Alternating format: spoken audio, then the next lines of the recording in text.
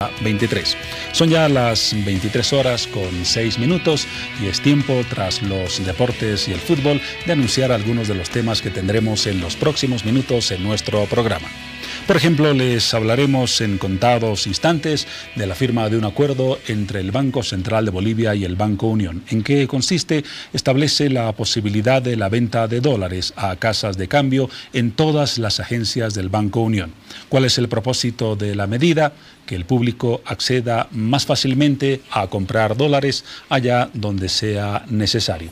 Tendremos la presencia de una autoridad que nos hablará de los detalles de este tema.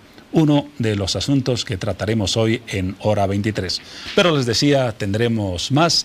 Paola Sánchez, a quien damos las buenas noches, nos anuncia algunos de ellos. Así es, Juan Pablo, 6 de marzo y por supuesto que esta noche rendimos homenaje a la ciudad del Alto, la ciudad más joven de Bolivia que tiene un año más, 34 años, cumplen todos los salteños y nosotros orgullosos de compartir esta noche con todos ustedes, con ese casi 1 millón de personas que habitan esta ciudad que cada vez se va desarrollando más y más. Y estaremos hablando justamente de su aniversario y de una de las principales instituciones que aporta al desarrollo de la ciudad del Alto. Hablamos de la Universidad Pública del Alto, pero no solamente hablamos de ese tema, también nos enfocamos en un hecho lamentable que ocurrió justamente en esta ciudad el pasado 24 de mayo, hablamos del 2018, como ustedes recordarán, en una movilización por una demanda de mayores recursos económicos para la Universidad Pública del Alto, falleció un joven estudiante de esta casa de estudios, hablamos de Jonathan Quispe, tras ser alcanzado en el pecho por una canica disparada por el teniente Cristian Casanova.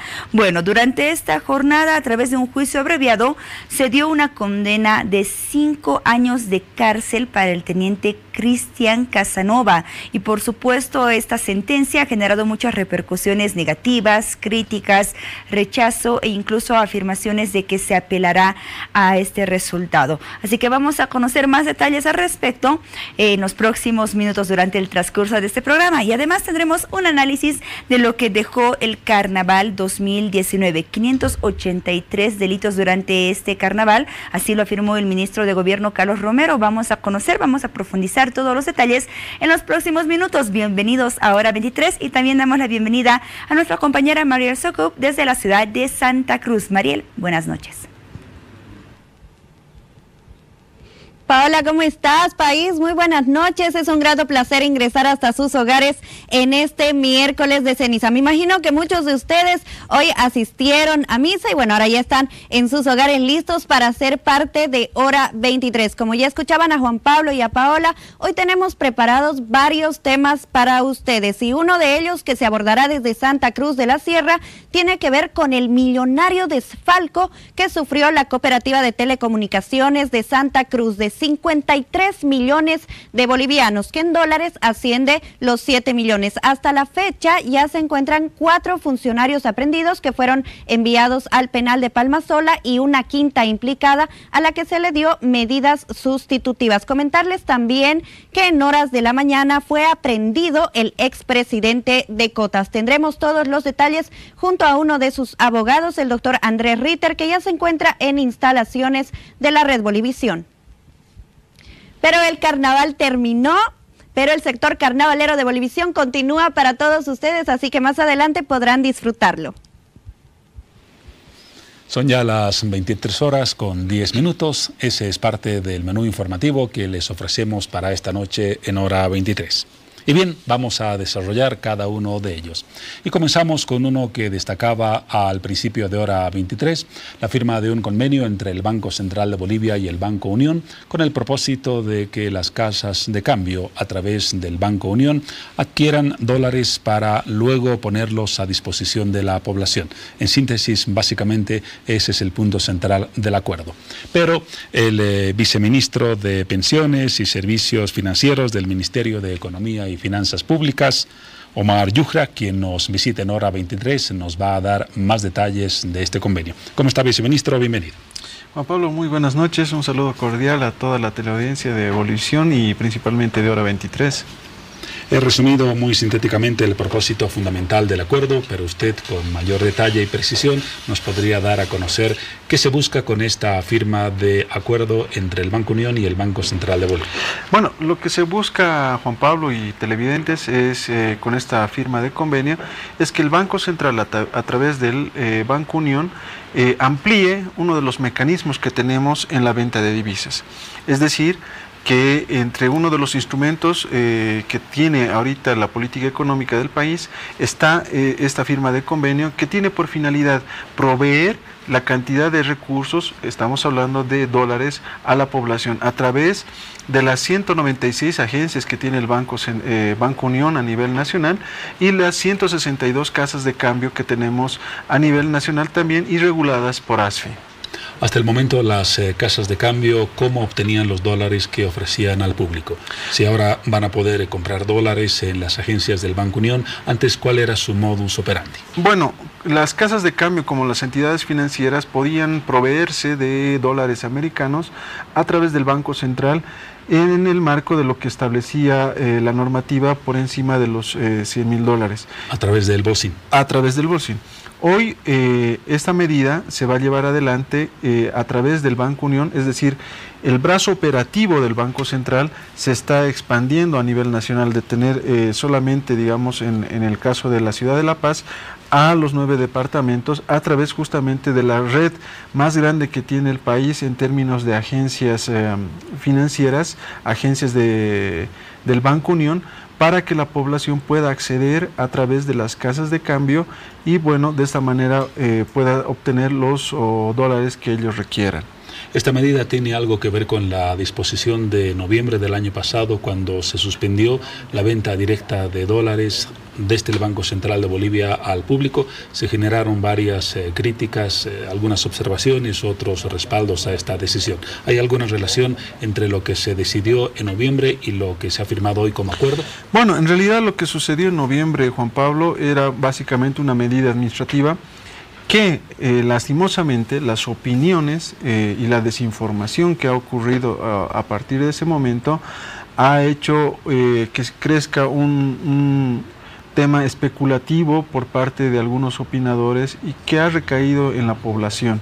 Esto ha hecho de que algunas personas vayan al sistema financiero a recoger dólares que tenían quizá en alguna cuenta de ahorro, etcétera. Y la gente en realidad, al creer a estas personas, lo que ha hecho es perder dinero, es decir, ha perdido plata. Por ejemplo, al pagar el ITF, el impuesto a las transacciones financieras, ha perdido dinero al momento de pagar la platita al comprar el dólar y ha perdido dinero también quizá por alguna tasa de interés que le estaba pagando en ese momento el banco. Es decir, esa gente ha perdido recursos.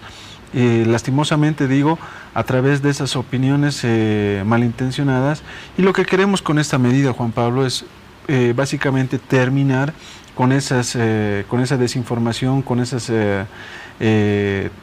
temas que estaban más bien desinformando a la gente, y con esto más bien estamos mostrando y garantizando de que hay los recursos suficientes, de que la economía es solvente para afrontar este tipo de requerimientos que así lo requiera a la población. Muy diferente a lo que sucede, por ejemplo, en países como la Argentina. En la Argentina tienen topes a la venta de dólares, no pueden comprar fácilmente la gente los dólares, y precisamente es uno de los factores con los cuales se está atravesando una crisis severa nuestro hermano país de la Argentina. Ahora la gente se estará preguntando lo siguiente: ya podía adquirir dólares a través del sistema financiero o de las casas de cambio. Con esta firma de convenio entre el Banco Unión y el Banco Central de Bolivia, ¿qué va a cambiar para el público cuando vaya a pedir dólares o a comprarlos a una casa de cambio? Bueno, justamente a raíz de esa especulación ha habido casos en los que algunas casas de cambio en su momento, por la demanda que han tenido, no han podido dar mayor cantidad de dólares a la población. Había unas cantidades límite. Sí, en algunos casos se establecían alrededor de 5,000 dólares, etcétera. Pero con esta medida justamente lo que queremos es terminar con eso, principalmente garantizando la provisión de dólares. No hay límites, no hay límites ni hacia abajo ni hacia arriba. La población puede adquirir los dólares que sea necesario. Por ejemplo, yo en un sueño muy distante, si mañana quisiera comprar $500,000, ninguna casa de cambio debería decirme no. ¿O hay una cantidad límite en montos mayores? No hay ningún límite, y por el contrario, más bien lo que muestra en este momento la economía es esa solvencia, y por lo tanto el tipo de cambio también se mantiene estable, Juan Pablo, para conocimiento de la población. No se modifica el tipo de cambio, y nuevamente esto es con la finalidad de terminar con esas especulaciones que en su momento se había dado. Ahora, el precio del dólar en las casas de cambio. En algunas no se respetan, de acuerdo a algunas denuncias, los límites establecidos por nuestra política cambiaria. ¿Qué se afirma al respecto? Bueno, la ASFI, la Autoridad de Supervisión del Sistema Financiero, es la encargada de regular esta situación. Y si se presentase alguno de estos casos, hay una línea habilitada para justamente estos reclamos. Además, las casas de cambio también tienen puntos de reclamo, así como las entidades financieras, donde la población puede acceder a hacer su denuncia en caso de que alguna de estas casas de cambio pueda querer comprar. A la fecha no tenemos un reporte de esto.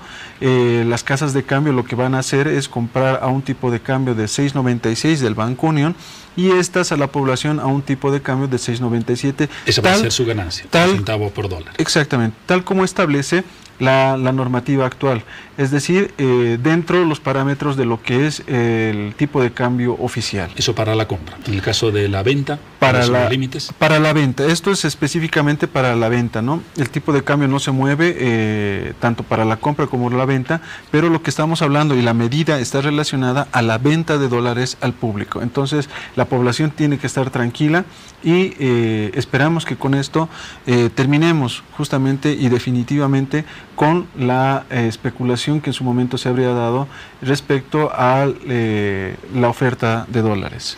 Ahora, respecto a la decisión del año pasado, el cierre de la ventanilla del Banco Central para la venta de dólares, hubieron dos corrientes de opinión.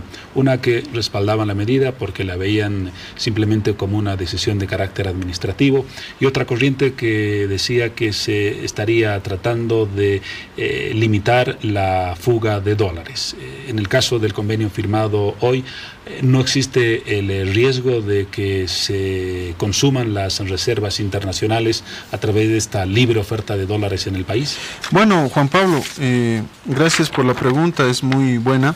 Yo traje acá justamente un gráfico que muestra que hoy el 98% de los créditos, de los depósitos se realizan en moneda nacional, y el 88% del ahorro financiero también se realiza en moneda nacional. Esto quiere decir que la población tiene confianza en la moneda nacional, pese a algunos argumentos que van en contra de esto.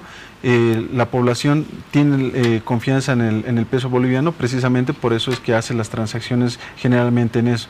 Uno recibe el sueldo en moneda nacional, hace los créditos en moneda nacional, y bueno, prácticamente la economía está con la moneda nacional.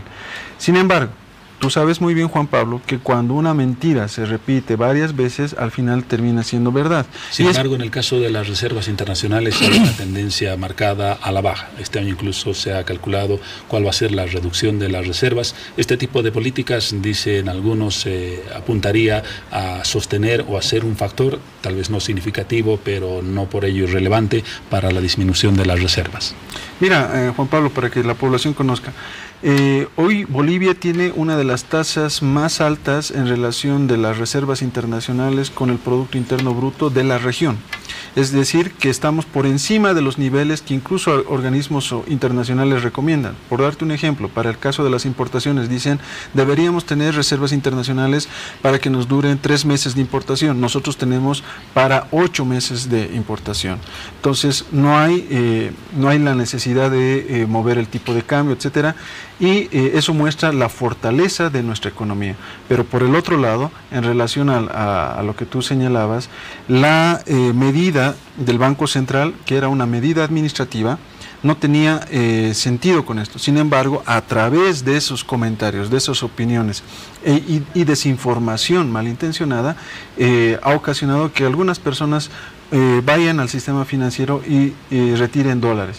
Esto no ha significado gran cosa para la economía, la población puede estar tranquila, precisamente por eso es lo que muestro los datos, pero para que la gente esté completamente tenga la certeza de que va a haber dólares, esta medida es uno más de los mecanismos que estamos teniendo y con esto pensamos terminar definitivamente con ese tipo de especulaciones. De todas maneras, para esta gestión, ¿cuál es la cantidad prevista como reducción del monto de las reservas?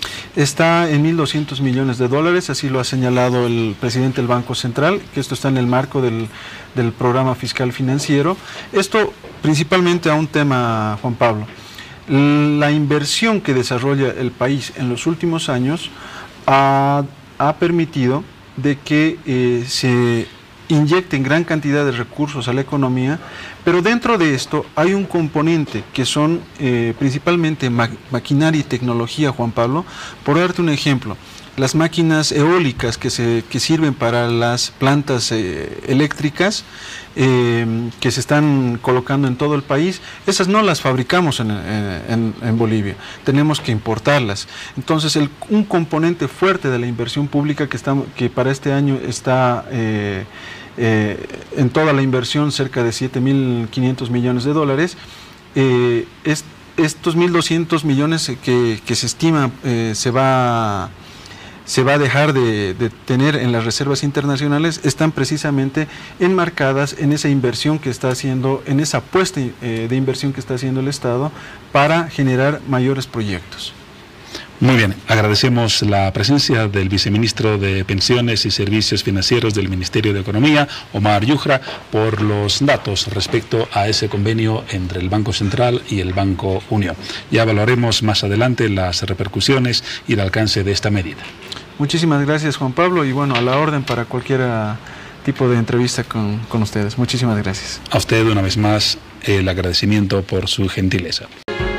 23 horas con 32 minutos. Seguimos en hora 23 y nos ocupamos ahora de una nueva denuncia que se ha añadido a otras, una denuncia formulada por el MAS respecto a la presunta existencia de una red de corrupción en la Alcaldía de La Paz. Vamos a reiterar una nota que presentamos en los espacios informativos de Bolivisión y la denuncia formulada por una diputada del MAS. Esta es la nota. Habría nuevas pruebas sobre la supuesta red de corrupción al interior de la Alcaldía de La Paz. La diputada Betty Yañíquez las presentó asegurando que la esposa del concejal Fabián Siñani, Maricruz Medrano, es la principal abogada de la empresa Terza, por lo que tendría amplias facultades. Incluso habría intercambiado directamente notas oficiales con Siñani. Es decir, el concejal le respondía a su esposa algunas solicitudes. Por la documentación que va llegando día a día, prácticamente tenemos como una lluvia de denuncias. Es que habían sabido intercambiar notas oficiales entre Siñani, mano derecha del alcalde, y la esposa Maricruz Medrano, abogada de Terza. Notas oficiales que involucraban temas importantes para los paceños.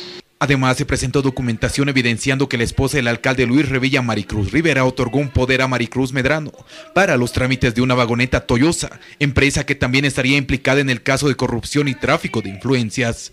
¿Para qué este poder?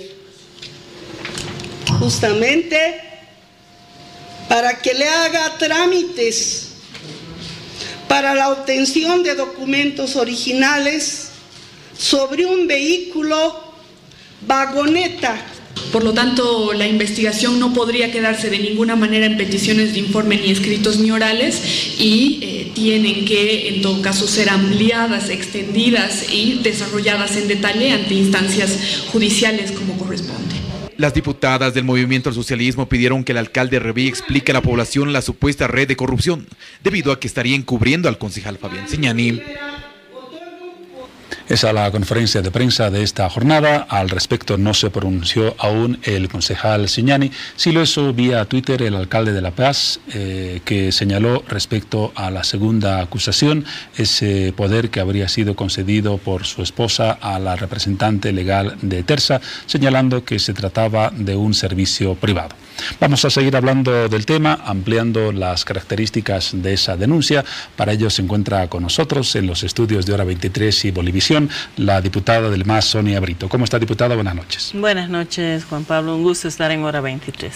Decía en la nota su colega Yañíquez que como ilícito se habría detectado el intercambio de notas entre Fabián Siñani como representante del Consejo Municipal y su esposa como abogada de Tersa, la empresa que tiene adjudicado el servicio o el manejo de la basura en la ciudad de La Paz. Para ser precisos, ¿se habla de varias notas o de una nota y a qué gestión corresponde? Bueno, Juan Pablo, lo importante es decir que desde que aparece la denuncia sale inmediatamente el concejal Siñani con el alcalde, respaldado por el alcalde, diciendo que estábamos mintiendo, que las diputadas del MAS estábamos haciéndole una acusación falsa. Esto es relación a la primera denuncia. A la primera denuncia, donde indica que además su esposa era una abogada externa. Recuerden ustedes, él sale y dice mi esposa es una abogada externa, ¿no? Sale en los medios de comunicación. Siñani dice que su esposa es abogada externa de Tersa y Revilla niega que se haya favorecido a la empresa. Entonces, resulta de que se dedicaba solamente a temas laborales, textualmente en todos los medios registrada, incluida en este medio. Nosotros demostramos y dijo que se había fraguado documentos y presentamos documentos falsos para hablar de este tema. Nosotros demostramos primero con un poder, ¿no?, donde decía que no era una abogada externa, era la principal apoderada de Tersa e intercambiaba notas oficiales con Siñani. Y nosotros mostramos el poder. Aquí está el poder, donde el señor Edwin Santos Saavedra, el dueño de Tersa y de Toyosa, le da amplios poderes, poder amplio y suficiente a la doctora Maricruz Medrano para que represente los intereses de la empresa, para que defienda los intereses de la empresa, para que haga gestiones ante la alcaldía, entre varios otros, para la empresa. ¿Y qué nos dice Siñani? Nos dice, pero no, eso no era cierto. Y aquí nosotros estamos demostrando con el poder que sí era cierto. No era una abogada externa, era la principal apoderada de Tersa. Entonces, nosotros demostramos ahora que no solamente hay este poder, sino que había habido no una nota, sino varias notas. Estamos hablando de varias notas, como le de varias notas, donde la señora concejal y su esposa, correcto, donde la señora Maricruz manda notas, ¿no es cierto?, a Pedro Sus, en este caso, por ejemplo, solicitando copias legalizadas de la ordenanza municipal 538/2016, ¿no?, la nota. Mediante la presente, dice, solicita fotocopias. ¿Para qué? Dice, por lo cual dispone, dice, copias legalizadas, por la cual dispone aprobar el cambio de uso de suelos de Aires del Río de área de equipamiento ubicada en la avenida Los Leones y avenida del Libertador de la zona Los Leones, el distrito municipal, macrodistrito Quinto Sur. Estamos hablando de la curva de Holguín. Recordamos que es un proyecto de la propia empresa Tersa o de sus propietarios para crear un complejo de departamentos y centros comerciales. Exactamente. Ahora, usted nos decía, la nota está dirigida a Sus. ¿Dónde interviene el concejal Siñani? Resulta que ¿quién le contesta a la esposa? Bueno, ¿quién le contesta a la doctora? Su esposo. Le contesta a su esposo, aquí está la nota, dirigida a la señora Maricruz, donde le contesta, firma Pedro Sus y firma Fabián Siñani. Aquí está la nota. Estamos hablando de qué fecha? De el 26 de octubre del 2017.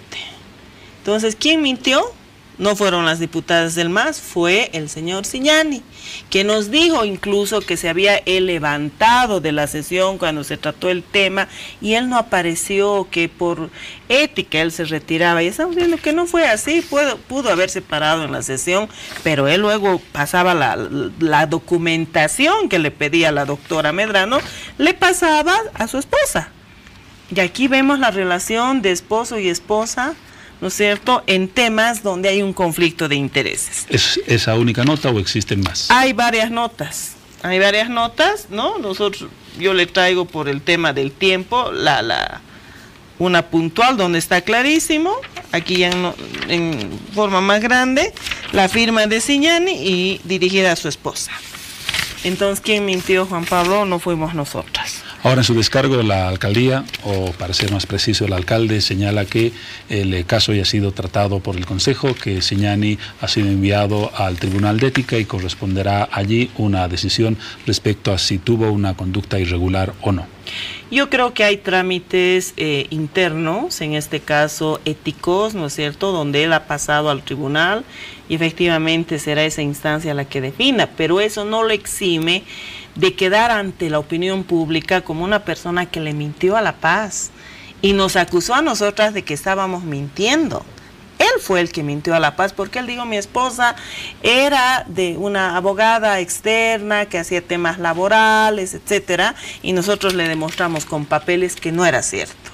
Ahora existe un segundo caso, un segundo tema que fue abordado en la conferencia de prensa, un poder que habría otorgado la esposa del alcalde Luis Revilla a la misma abogada, la esposa del concejal Fabián Siñani. ¿Por qué presentamos esto, Juan Pablo? Porque resulta de que no son temas solo administrativos. Empezamos a ver que hay una red donde las esposas de las autoridades, en este caso del concejal Siñani, la esposa del propio alcalde, ¿no es cierto?, y otras esposas de otros funcionarios, ¿no es cierto?, tienen relaciones entre la alcaldía, entre el gobierno municipal de La Paz, con las empresas que hacen negocios con la alcaldía, con las empresas que prestan servicios a la alcaldía. Yo demuestro tres temas puntuales, ¿no? Un poder que entrega Maricruz Rivera, en este caso ya la esposa del alcalde Revilla. ¿A quién le entrega? No entrega a cualquier abogado, le entrega a la abogada de Toyosa. ¿Sí? Le da ese poder a la abogada de Toyosa para que le haga unos trámites de una movilidad que tiene de Toyosa. El registro del RUBAT. No solo el registro del RUBAT. Aquí dice que le da igual un poder amplio y suficiente para que haga un conjunto de trámites, ¿no? En caso de que dice organismo operativo ante el organismo operativo de tránsito, la Dirección de Prevención de Robo, Vehículo de Probe, Gobernación ante la Gobernación de Santa Cruz, le da varias responsabilidades, ¿no? Al respecto, el alcalde sí se ha pronunciado y ha señalado lo siguiente: se trata de un contrato de servicios privado, dice el alcalde, así como escogió a esa abogada, que es la representante de Terza, podía haber elegido a otra. Se trata de un servicio privado, no hay ningún delito y por lo tanto no debería dar lugar a escándalo. Es el punto de vista del alcalde. No se están forzando las relaciones y los documentos para intentar hacer aparecer una red de presunta corrupción en la alcaldía y fuera de ella. Pero entonces que nos expliquen qué hacía la señora Marcia Romero, asistente del presidente del Consejo Municipal de La Paz, el señor Pedro Sus, que es la esposa del subgerente de Toyosa, el señor Boris Kusevic. ¿Cómo entendemos esa relación? Ya no estamos hablando solo de Maricruz Rivero y de Maricruz Medrano, estamos hablando de la esposa del subgerente de Toyosa, que es asistente del presidente del consejo. Y también, ¿qué podemos decir de la señora Gardeazábal, que era directora de Ciremu, ¿no? Y luego se va a trabajar de gerente a La Paz Limpia? Entonces estamos viendo que los funcionarios o las esposas de los funcionarios del gobierno municipal, de autoridades del gobierno municipal, tienen relaciones con las empresas que prestan servicios a la alcaldía. ¿Qué es eso? ¿Esa es una relación transparente? A nosotros nos preocupa mucho, porque no es un tema político, este es un tema claro, que nos explique el alcalde, que nos explique el concejal Siñani qué son estas relaciones. Ahora, todas estas denuncias, me imagino, van a ser canalizadas como corresponde a través de la Fiscalía. Allí se ha abierto un proceso investigativo respecto a la primera denuncia sobre la relación de Fabián Siñani y la condición de su esposa como representante legal de Terza. Toda esta documentación se va a presentar a la Fiscalía, allí se la valorará como corresponde. Es la instancia llamada por ley la que tiene que hacer la investigación. Estamos presentando pruebas contundentes. Jamás nos hubiéramos animado, la doctora Yañíquez jamás hubiera hecho una denuncia sin tener el respaldo documental serio, verificado. Pero hay un último dato más que quisiera dar, ¿no? El alcalde Revilla, ¿qué nos dice cuando presentamos todo esto ante la opinión? Nos amenaza y nos dice, cuidado que por querer implicarnos a nosotros, el gobierno del MAS se vea perjudicado. Y hoy la doctora Yañíquez en la conferencia de prensa ha emplazado al alcalde Revilla que si tiene alguna información contra el MAS, que la ponga en la mesa. Lo que en realidad dijo el alcalde fue, cuidado que este tema se vuelque en contra del MAS. Exactamente. Eso no parece una amenaza. Es que no nos está diciendo, cuidado, porque él al parecer tiene alguna información. Y si tiene alguna información, él estaría encubriendo supuestos malos manejos. Si tiene información contra alguien, contra alguna autoridad más, que la ponga en mesa, que la pruebe, como nosotros lo estamos haciendo, de manera seria, responsable. En nuestro caso no hay ningún afán personal, ni con el señor Revilla, ni con el señor Siñani, ni con el señor Sus, ni con nadie. En nuestro caso estamos demostrando como diputadas de La Paz, del Departamento de La Paz, que defendemos los intereses de La Paz, de que no se está funcionando, algo está pasando acá, porque tuvimos un conflicto de la basura que nos llegó a todos con un desastre ambiental de grandes proporciones, que vemos que hay relaciones raras, turbias, que es una telaraña, que está ligado un tema con el otro, la esposa de una autoridad, con el negocio, con el que presta servicios, donde se juegan hartos recursos, Juan Pablo. Estamos hablando de millones que maneja la alcaldía, millones no del señor alcalde, son millones del pueblo paceño, de los paceños y de las paceñas. Esos dineros que son manejados, administrados por el gobierno municipal, tienen unas raras relaciones entre esposas y esposos. ¿Qué es esto? Eso es algo que nos preocupa y por supuesto nosotros vamos a ir hasta el fondo de este tema. Esperemos que, la verdad no nos imaginábamos que iba a ser un tema tan grande. Cuando se presenta la denuncia simplemente teníamos el dato, un primer dato, y nos han empezado a llover datos. Otros datos de maltratos, por ejemplo en la alcaldía con funcionarios, nos han llegado de nepotismos. Nosotros estamos mostrando lo que tenemos pruebas de manera contundente y fehacientemente.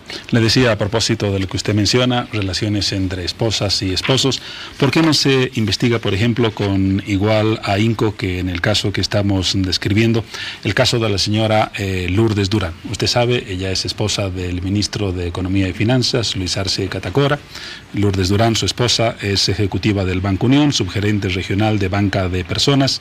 ¿No encajaría en la misma situación de sospechas de intercambio de cartas, relaciones entre el Banco Unión y el Ministerio de Finanzas o el Estado? Podría parecer que sí. El Banco Unión es una empresa privada, ¿no es cierto? Y seguramente muchos de los familiares de las autoridades y de las autoridades del MAS trabajan en las empresas privadas.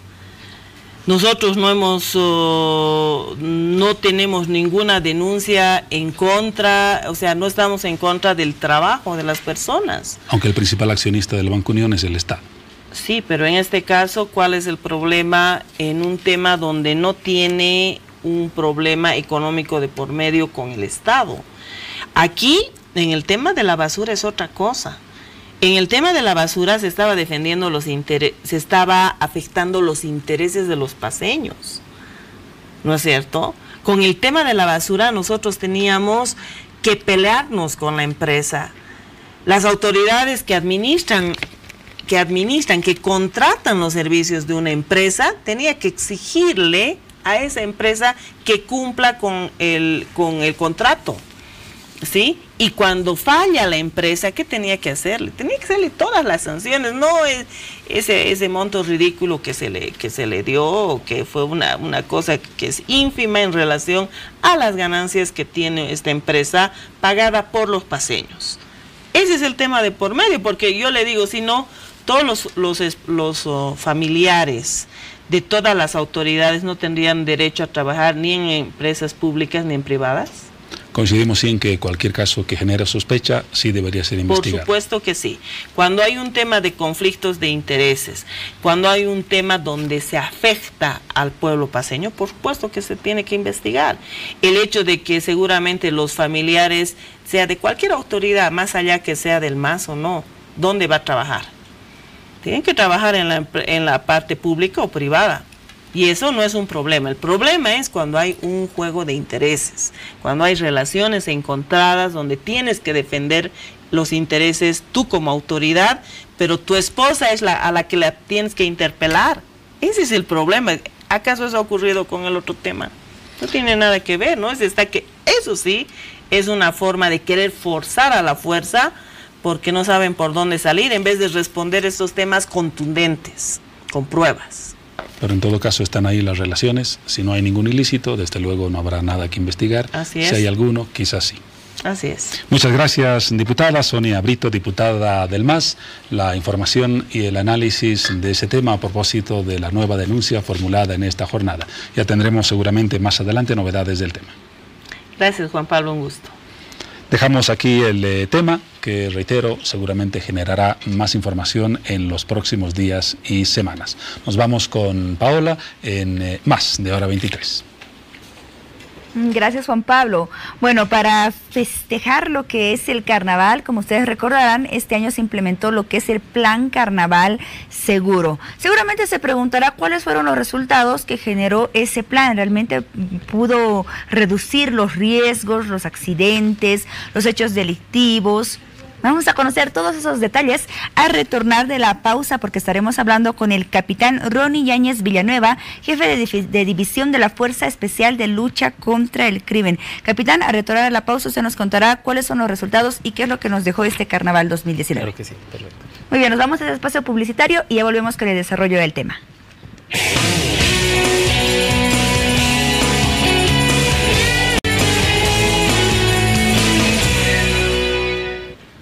583 delitos a nivel nacional dejó esta fiesta del carnaval. Y esta noche vamos a conocer más detalles acerca de los resultados que se generaron aquí en la ciudad de La Paz, por ejemplo.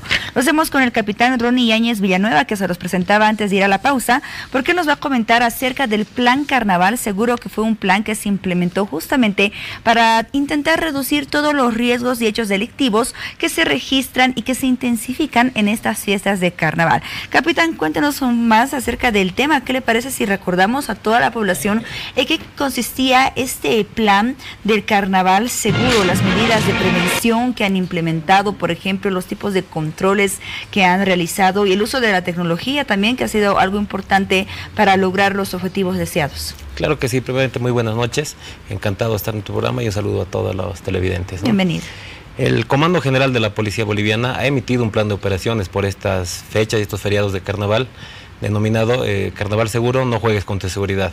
En este plan de operaciones ha sido contemplado toda la guarnición de La Paz, bueno, hablamos a nivel departamental, a las unidades y organismos operativos y las unidades de investigación. Es en este sentido que también la FELCC ha sido partícipe de todos estos operativos emanados por el Comando General, pero también particularmente la Fuerza Especial de Lucha contra el Crimen, de acuerdo a la información que tenía y a la especialidad que se tiene dentro de cada división de la FELCC, ha realizado también sus propios patrullajes y sus propios operativos, ¿no? En este sentido hemos tenido resultados muy positivos de todos estos días, Prueba de esto es que se ha disminuido en gran cantidad, a diferencia de otros años, la cantidad de delitos que se han cometido, y también hemos logrado la aprehensión de varias personas, varios delincuentes en flagrancia. Muy bien, 583 delitos se registraron a nivel nacional. ¿Cuántos de ellos corresponden a la ciudad de La Paz y a lo que es la Fuerza Especial de Lucha contra el Crimen? ¿Y de qué tipo de delitos estamos hablando? A nivel departamental, en la FELCC hemos atendido aproximadamente 55 casos, hablamos de delitos, con los que hemos tenido entre arrestados y aprehendidos, y bueno, lastimosamente aproximadamente el 50% de estos delitos, de estos casos, han sido entre lesiones leves y graves, y la mayoría por excesivo consumo de bebidas alcohólicas. Hablamos de un 40% de delitos contra la propiedad, y bueno, el otro 10% está entre diversos delitos como circulación de billete falso, de moneda falsa, o algún incumplimiento de deberes o algunos otros delitos. Bien, tengo entendido también que durante estos días de carnaval se logró desbaratar algunas bandas de criminales. Sí, la Fuerza Especial de Lucha contra el Crimen ha dislocado a diferentes lugares personal tanto uniformado, vale decir identificable con el uniforme característico que tiene la FELCC, como personal de inteligencia. Ese personal de inteligencia ya tenía cierta información, y en base al trabajo que se ha venido realizando durante todas las gestiones y todos los años, ya se ha identificado ciertos lugares, ciertas zonas rojas y ciertos delincuentes habituales que, bueno, frecuentan ciertos lugares, ¿no? En ese sentido se han ¿Puede hecho contarnos un poco más detalles acerca de esas bandas que se han logrado desbaratar? Sí, de hecho, ¿en qué zonas las han identificado? ¿Cómo pudieron dar con ellos? Son 3 bandas las que hemos identificado esta vez. Hablamos de 2 bandas compuestas la mayoría por mujeres, que son de pildoritas. Una son las damas de la noche y otra denominada las gatas. Estas son pildoritas que, bueno, frecuentan diferentes lugares de expendio de bebidas alcohólicas, y bueno, identifican a sus víctimas, a sus potenciales víctimas, cuando ya han consumido bastante alcohol. Se acercan a estas personas y bueno, hacen uso de ciertas píldoras para que estas personas duerman y robarles sus pertenencias. Entonces hablamos de 2 bandas de pildoritas y otra principal que ha sido de atracadores. O sea, estos actuaban por la zona de la Murillo, y estas personas cometían generalmente robos y robos agravados. El personal de inteligencia de la FELCC ha se ha infiltrado en cierta forma en estos lugares, se ha caracterizado con ciertas vestimentas y demás, y ha logrado prender a muchos de estos en flagrancia. Muy bien, ¿cuál es la situación ahora de los miembros de estas bandas que lograron desbaratar? Estas personas ya han sido puestas a conocimiento del Ministerio Público. En este recurso de tal vez mañana van a tener medidas cautelares y están en calidad de aprehendidas, puesto que se han encontrado con varios indicios y además que hay muchos testigos que han reconocido a estas personas. Muy bien, otro de los resultados del plan Carnaval Seguro fue 2 casos resueltos, uno en la ciudad de La Paz, otro en la ciudad del Alto. Hablamos de un caso de linchamiento, por ejemplo. Sí, en el Alto se ha suscitado un hecho de linchamiento. Lastimosamente también debemos decir que ha sido producto o euforia a raíz del consumo de bebidas alcohólicas, puesto que los vecinos de un determinado barrio han sindicado a otra persona de que habría cometido una violación contra una menor.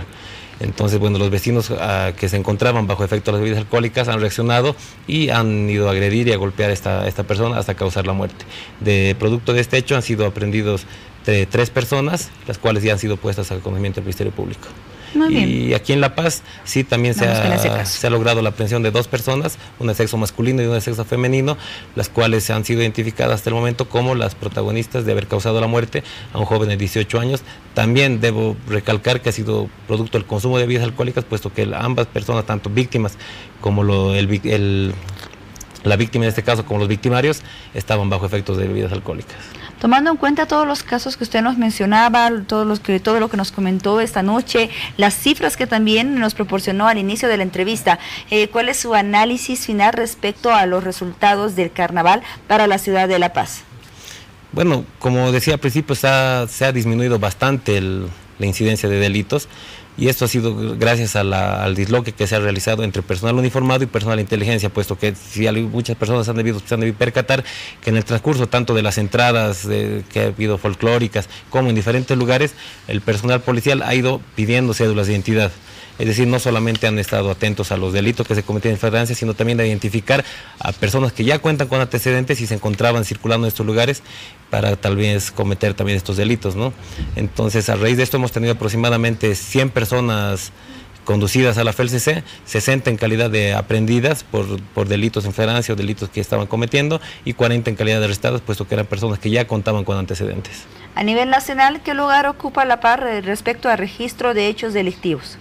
Bueno, podemos hablar que en este año aproximadamente tal vez hemos sido el último lugar, puesto que no hemos tenido una incidencia como en otros años. Hemos sido la ciudad que ha tenido menos delitos suscitados. Muy bien, capitán Ronnie Yáñez Villanueva, jefe de la División de Fuerza Especial de Lucha contra el Crimen, gracias por acompañarnos esta noche. Muchas gracias a ustedes, un placer. Muy bien, continuamos con más, vamos contigo, Juan Pablo. Gracias, Paola. Seguimos nuestra caminata informativa en esta jornada, ya más de las 0 horas en todo el país, y de La Paz nos vamos a ir hasta Santa Cruz de la Sierra. En las últimas semanas una noticia ha llamado la atención allí, la denuncia de un robo millonario en la cooperativa de teléfonos de Santa Cruz, más conocida como Cotas. Y en esta jornada se ha conocido la aprehensión del expresidente de Cotas, a quien se acusa de delitos de estafa agravada, falsedad de documentación y uso de instrumento falsificado. Vamos a hablar con su abogado defensor, el doctor Otto Ritter, quien ya se encuentra en los estudios de Bolivisión. Lo ven hace instantes en pantalla. ¿Cómo está, doctor? Buenas noches, gusto de que esté con nosotros. ¿Qué responde en descargo de las acusaciones, las 3 que acabo de mencionar, respecto a lo que se ha señalado sobre su defendido? Muy buenas noches, querido Juan Pablo. Un saludo cordial a todo el pueblo boliviano que nos está escuchando. Agradecido por esta entrevista que nos permite dar a conocer a la opinión pública lo que está sucediendo. Vamos a hacer una pequeña cronología de lo que ha sucedido aquí en Cotas. Resulta que hace unos 10 años, más o menos atrás, Cotas inicia un programa que se llama Cotas en Cuotas para beneficiar a los socios de la cooperativa. ¿En qué consistía este programa? En que usted como socio de Cotas podía adquirir algún equipo, puede ser un televisor, una computadora, un VHS, no sé, pues un DVD, Blu-ray, todas estas cosas, a plazo, en 24 cuotas que venía y las iba a pagar en su factura de teléfono que le llegaba cada mes. La garantía para esta adquisición era su propia acción en Cotas. Entonces usted tenía un límite para poder adquirir equipos en cuotas de 24 meses y hasta $1.300 norteamericanos, que es el valor de la acción en Cotas. En consecuencia, habían proveedores, usted iba como socio y decía, mire, yo quiero comprarme un televisor o quiero comprarme una computadora, y le decían, muy bien, estas son las tiendas proveedoras de equipo, usted vaya, elija, le hacían un voucher, iba, retiraba su equipo y bueno, mensualmente lo iba pagando. Todo perfecto, y así estaban establecidos los contratos. Pero resulta que en el último tiempo empiezan a darse casos de que el encargado de este programa, que era gerente de marketing, empieza a sacar 200, 300, 400, 500 televisores en un solo pedido. O sea, ya no eran los socios. Decía, entréguense 500 televisores, 200, 300, y iba y los recogía un chofer de Cotas. Y los llevaban a un almacén y obviamente lo pagaba Cotas, pero esto en realidad no se entregaba a ningún socio. Y esto se descubre a raíz de que más o menos en el mes de septiembre, octubre del año pasado, empieza a notarse cierta falta de flujo de liquidez económica en la cooperativa. Entonces se le instruye al gerente que averigüe qué es lo que estaba pasando, y él delega a 4 o 5 gerentes de área que vayan investigando, y los primeros días de enero lo llaman al presidente de Cotas, el señor Iván Uribe, y le dicen, mire, hemos encontrado inconsistencia en el programa Cotas en Cuotas. ¿Qué hace el señor Uribe? El señor Uribe se entera de lo que le dicen los gerentes y convoca y va y visita personalmente a cada uno de los miembros del Consejo de Administración para comentarles lo que había sucedido y decirles, bueno, vamos a llamar a una reunión del Consejo de Administración y vamos a determinar que se haga una auditoría. Llega el primer martes después de conocerse estos hechos, que es el día de esa reunión del Consejo de Administración, y aprueban que se haga una auditoría específica al programa Cotas en Cuota. Le mandan una carta al presidente del Consejo de Vigilancia instruyendo que se haga esta auditoría. Se hace la auditoría, reciben los resultados mediante una carta también oficial del Consejo de Vigilancia. La auditora va y expone los resultados y bueno, salta a la luz este desfalco de más o menos 53 millones de bolivianos o 7.7 millones de dólares. Entonces, ¿qué hace el Consejo de Administración? Inmediatamente convoca a una asamblea de delegados de socios, que es la máxima instancia dentro de la cooperativa, para informar lo que estaba sucediendo. Se convoca a la asamblea de delegados determina que el Consejo de Administración inicie todas las acciones legales tendientes a recuperar el dinero y encarcelar a los responsables de este desfalco. Ahora, señor Ritter, permítame una pregunta a propósito de la explicación que ha brindado. Usted ha señalado con precisión los hechos que se han presentado recientemente. Habló de que el caso comenzó con la detección de una cierta falta de flujo. La pregunta que nos formulamos todos es la siguiente: ¿cómo puede tardarse tanto en detectar un movimiento irregular de nada menos que de 7.7 millones de dólares? Allí no hubo cierta negligencia en los encargados de cotas para detectar a tiempo un manejo irregular de semejante cantidad de dinero. Estamos hablando de un monto superior incluso al caso del robo de fondos de Pari en el caso del Banco Unión. Mire, evidentemente los controles fallaron, pero es que esto fue hecho de una manera tan, que podríamos decir casi un crimen perfecto, porque Cotas maneja más o menos 53 o 54 partidas presupuestarias, cuentas, por decirle, cuentas de servicios de transporte, compra, qué sé yo, de cable, temas de internet, pago por... creo que se llama por estar en los que están en la grilla, creo que pagan los canales de afuera por el cable, compra de cafecitos, bueno, todo eso. Entonces ellos diluían el fruto de los actos delincuenciales en estas 50 cuentas más o menos. Entonces, si robaban $100.000 al mes, diluían 2.000 en cada cuenta más o menos, y era muy difícil de detectar porque las cuentas les cuadraban, hacían que cuadre. Mire usted, querido Juan Pablo, hubieron 2 auditorías internas y no detectaron nada. Hubo una auditoría externa, porque se hace todos los años la auditoría externa a las cooperativas, y no detectan nada, pasó, ¿verdad? Hasta que recién los gerentes de área empiezan a preocuparse qué está pasando y descubren el hecho.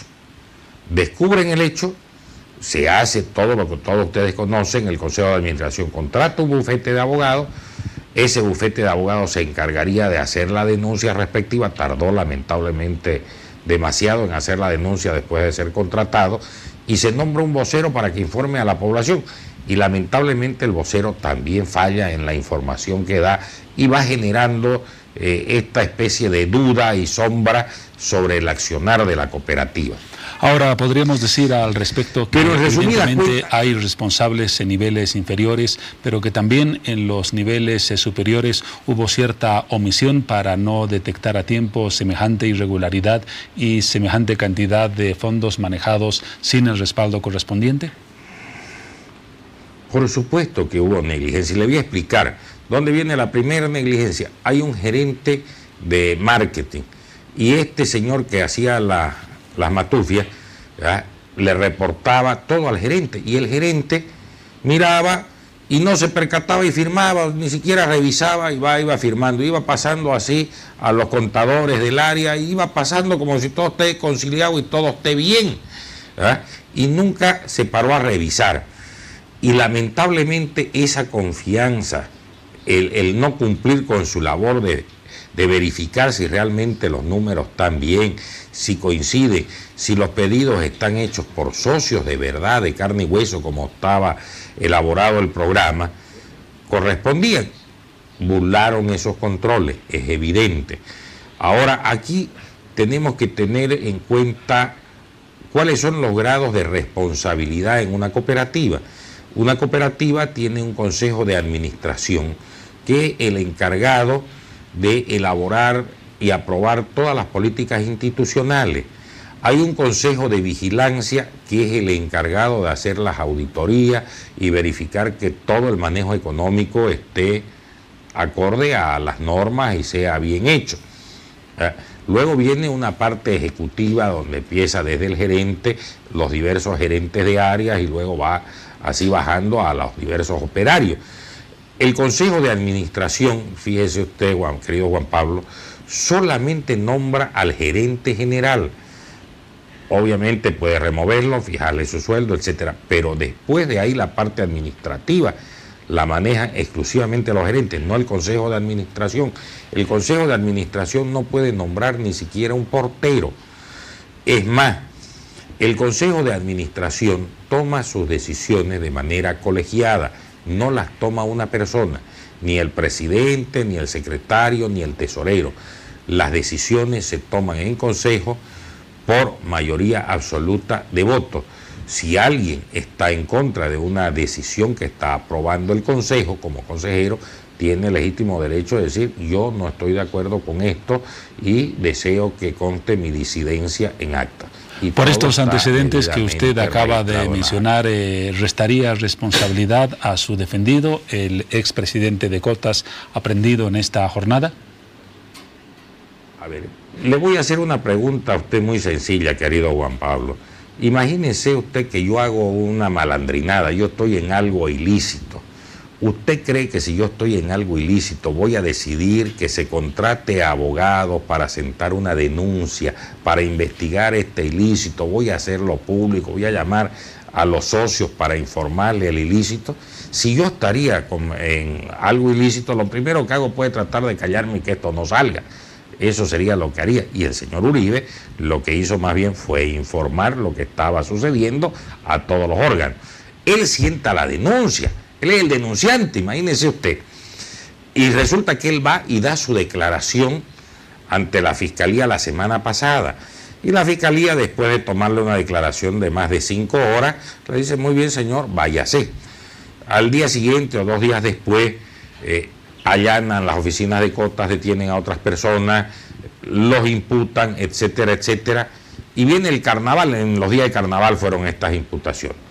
Y empieza por las redes sociales a correr el rumor de que el señor Iván Uribe había fugado del país, que estaba en el exterior, incluso había testigos que lo habían visto en Estados Unidos, otro que estaba en el Brasil, bueno, lo habían visto en todas partes. Y el señor Iván Uribe estaba aquí en Santa Cruz. Entonces estuvimos trabajando los días de carnaval y decidimos que él debía presentarse para acabar con estos rumores ante la Fiscalía.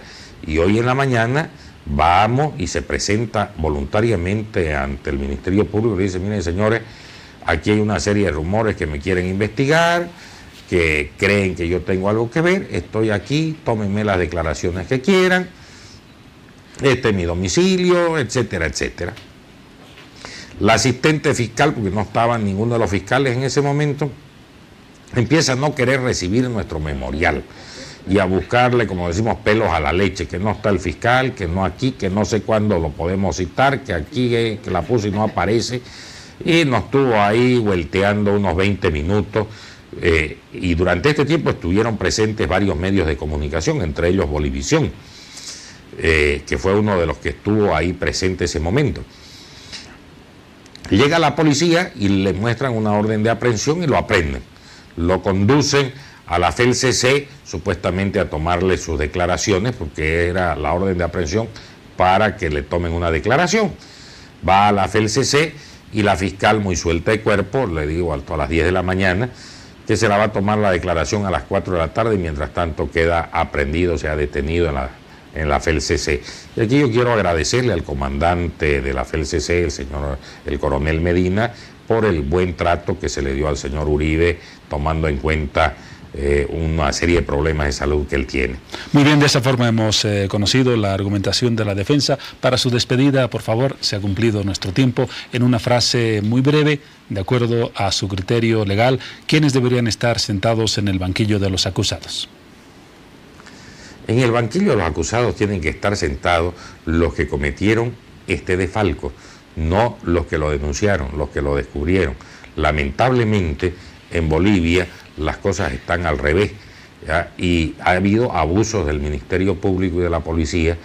Mire usted, hoy en la noche, mientras él estaba dando sus declaraciones, y les dice, si quieren ir a mi oficina, si quieren ir a mi casa, yo los llevo, les muestro, pueden entrar, no necesitan hacer abuso.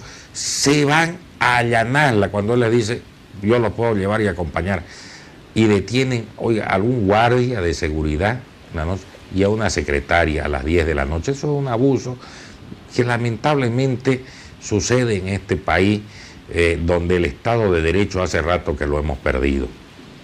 Gracias, doctor Ritter, doctor Otto Ritter, abogado defensor del expresidente de Cotas, por habernos explicado el punto de vista de la defensa, la argumentación que se tiene al respecto. Un caso que dará todavía mucha tela que cortar en los siguientes días.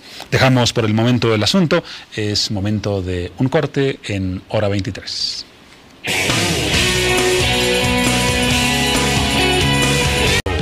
El Carnavalero de Bolivisión. Y el carnaval llegó a su fin, pero no en Bolivisión, así que sean bienvenidos a nuestro sector.